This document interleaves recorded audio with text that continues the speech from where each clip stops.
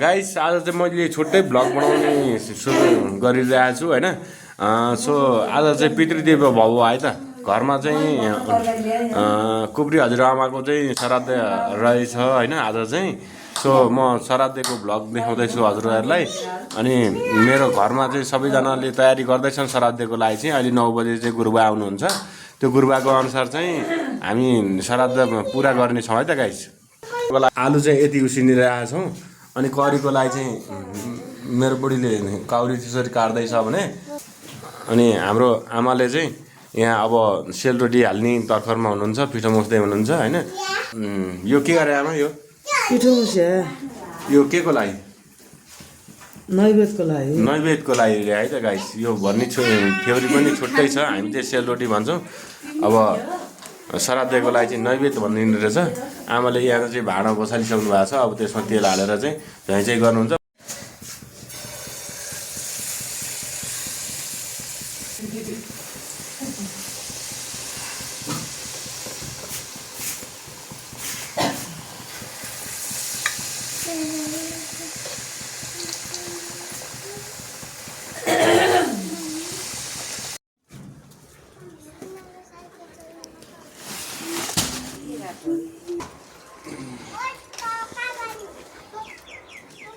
धान पेल्न जाउँ, धान पेल्न मिलमा।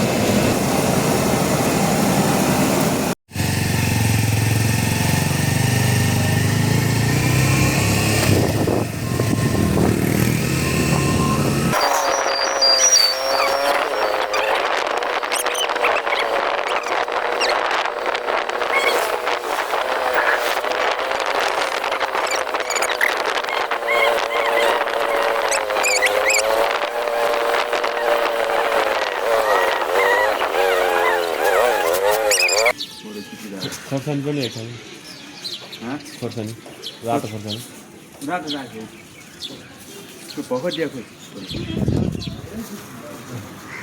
भाइले के किन्यो?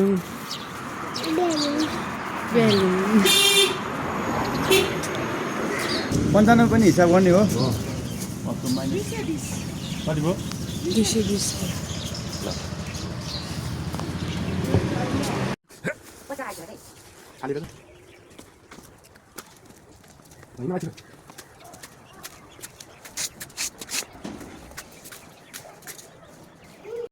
आलु तासेर चाहिँ सहयोग गर्दैछु है म चाहिँ यहाँ घरको मान्छेहरूलाई होइन सहयोग गर्दैछु।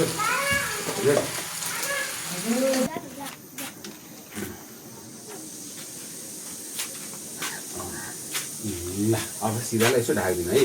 पृथ्वी ते पात्रम धौर विधानम ब्राह्मणस्य मुखे अमृतम स्वाहा इतलभ्याम ओमिदम विचक राह्यो त्रेधानि रजपदम तम्मले पश्चात गुण सूर्यतम सूर्य स्वाहा नमस्कार गर्नु। तेल दुईटा हातमा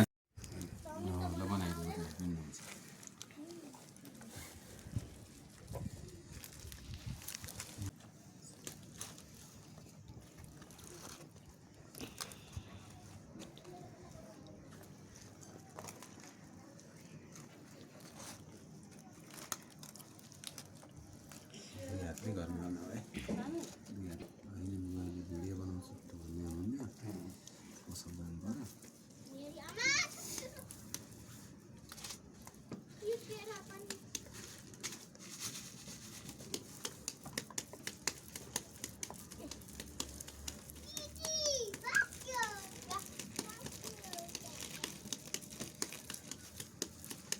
ल त्यसलाई वरिपरि गर त चिल्लो बनाउनुलाई यसलाई हो